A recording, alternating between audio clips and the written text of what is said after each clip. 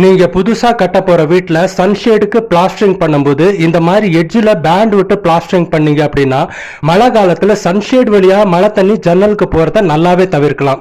இது எவ்வளவு அழகா வேலை செய்யுது அப்படின்றத நீங்களே வீடியோல பார்க்கலாம். இது மழை தண்ணி உள்ள வர்றத தடுக்கிறது மட்டும் இல்லாமல் இது பார்க்கவும் அழகா இருக்கு, நல்ல லுக்கையும் கொடுக்குது.